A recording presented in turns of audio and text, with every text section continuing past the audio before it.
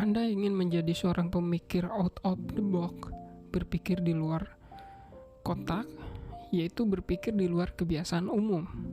Dengarkan video podcast kali ini.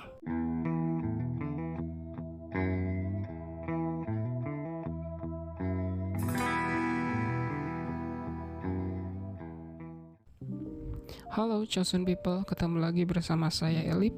Di video podcast kali ini saya akan menjelaskan cara berpikir lateral atau lateral thinking.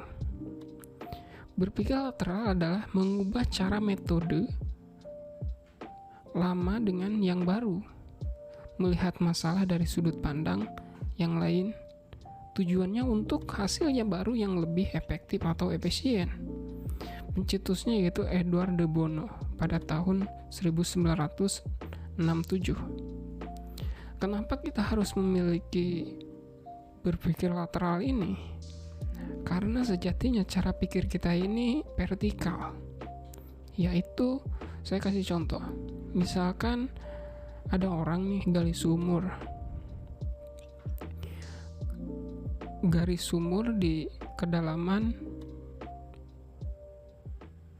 3 meter. Nah, setelah gali sumur di kedalaman 3 meter, orang itu berpikir bahwa untuk bisa mendapatkan air itu harus terus menggali. Ternyata sumurnya tergali di kedalaman 7 meter. Nah, dengan cara meneruskan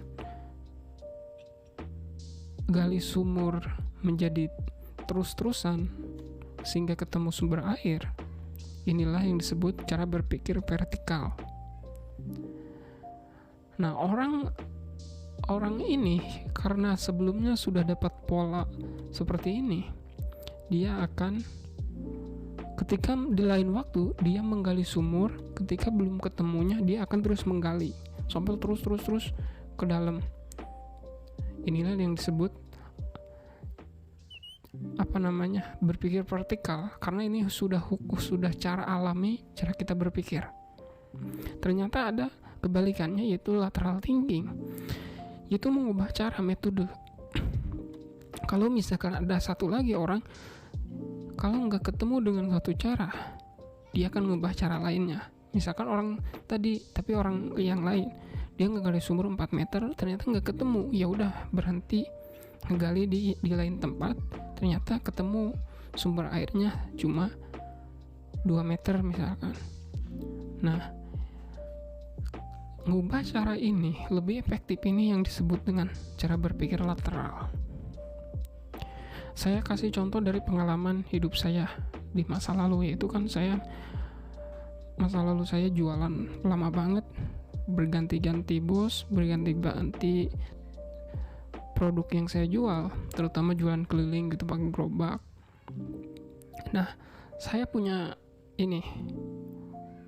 cara berpikir, dan memang itu alami gitu, manusia. Cara berpikir selama kita belum tahu ilmunya, maka kita akan mengikuti cara berpikir alami kita. Itu ketika saya keliling nyari pangkalan, guys, istilahnya nyari pangkalan, saya akan terus keliling kemanapun ke daerah itu. Semakin untuk apa tujuannya? Untuk mencari pangkalan yang rame gitu.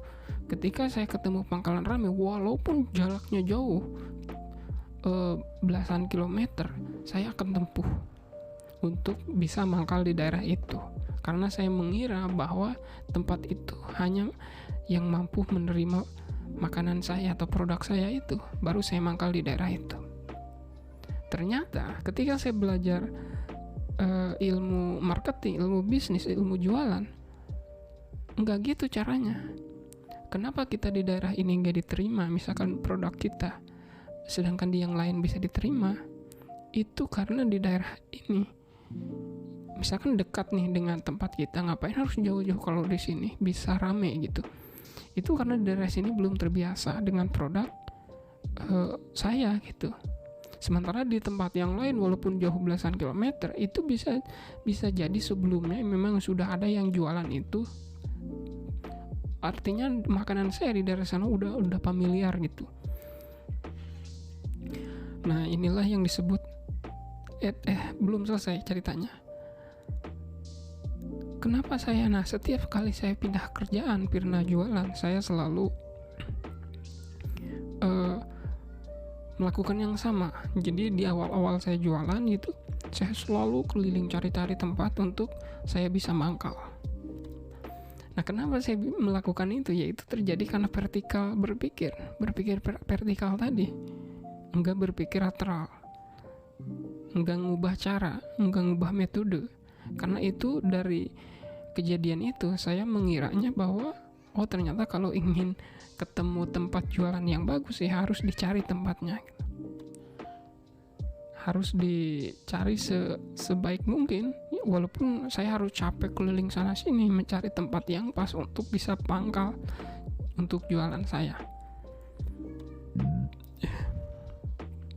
Terus ada lagi contoh yang lainnya, misalkan contoh bos saya, yaitu bos cilok. Dia punya banyak gerobak, punya banyak cabang jualan cilok gitu istilahnya. Nah, dia gerobaknya itu pakai kayu. Sedangkan saya merekomendasikan ke dia, bos, kenapa nggak pakai gerobak dari aluminium? Secara kos kan walaupun sedikit lebih mahal, tapi kan bisa 3 kali lipatnya daya tahannya gitu. Kalau dari kayu mungkin sekitar 4 tahun 5 tahun gitu langsung lapuk, karena kan bahan kayu papan gitu ada masanya. Tapi beda dengan dari aluminium, dari besi itu bisa 2 kali lipatnya kan. Walaupun misalkan bikin gerobak kalau dari kayu habis 3 juta, kalau dari aluminium habis 4 juta, kita suruh walaupun lebih besar 1 juta, itu kan dapat time value-nya lebih lama, 2 kali lipatnya kan lebih untung gitu. Nah, ternyata jawaban bos saya ini, dia mengatakan bahwa jualan cilok ini sudah terbiasa dengan kayu dari dulu, jadi belum tentu ramai seperti sekarang kalau pakai gerobak pakai aluminium. Nah, saya tersenyum. Inilah yang disebut cara berpikir vertikal, karena dia melihat sebelum-sebelumnya di kampungnya, mungkin di tempat lain yang namanya jualan cilok itu ya pakai kayu gitu gerobaknya. Padahal namanya bisnis, namanya usaha, mau pakai kayu mau pakai apa, selama produknya enak ya orang nggak peduli gerobaknya pakai apa, kan logikanya di situ. Inilah yang disebut lateral thinking. Kita sering terjebak kepada cara berpikir lama karena kita melihat pola itu sudah benar dan enggak mau mengubah cara karena kita takut itu akan merugikan kita gitu. Padahal enggak salahnya dicoba dulu, dibuktikan dulu benar apa enggaknya ini metode atau cara. Terlepas nanti ada kesalahan ya nggak apa-apa, setidaknya mencoba dulu. Makanya untuk Anda, ketika Anda dikasih masukan oleh orang lain, dengarkan dulu. Jangan terlalu dinilai, jangan terlalu dijudge, jangan terlalu disalahkan, dengarkan dulu, buktikan dulu. Kalau sudah terbukti baru membuat penilaian ini metode ini salah atau benar. Karena bisa jadi ketika ada masukan itu bisa mendapatkan hasil yang lebih baik daripada dengan cara lama atau metode yang lama. Karena lateral thinking juga ini dulunya sering orang yang berpikir dari kebiasaan ini sering dibully. Dulunya terjadi sebelum ada Edward de Bono ini, dulu kalau orang memberi masukan itu disebut ide gila, disebut orang gila. Misalkan pernah ada contoh di masa lalunya. Jadi dulu kalau ngebor itu lurus, jadi ngebor itu lurus, ternyata ada celetukan. Kenapa enggak ngebor miring gitu, posisinya miring? Itu diburu rame-rame dan dikatain orang gila lah, dikatain gak masuk akal. Jadi mana-mana ngebor itu lurus, karena memang secara teorinya yang sudah lama dipahami, ngebor itu harus lurus. Setelah dibuktikan ngebor miring, ternyata standar ngebor minyak untuk cari minyak bumi gitu itu sekarang miring. Nah, inilah yang disebut cara berpikir lateral. Jadi kalau kita punya pemikiran nyeleneh secara tiba-tiba dengan intuisi kita, walaupun harus bertentangan dengan cara lama, dengan metode lama, jangan keburu ditolak atau diabaikan. Bisa jadi itu mutiara besar atau cara yang paling efektif dan efisien yang bisa menghemat energi, yang bisa menghemat waktu, bisa menghemat uang mungkin. Udah buktikan saja dulu. Bisa jadi itu membantu kita gitu, entah dalam urusan bisnis, urusan pekerjaan kita, dan sebagainya. Demikian video podcastnya, semoga bermanfaat. Sampai jumpa di video podcast selanjutnya.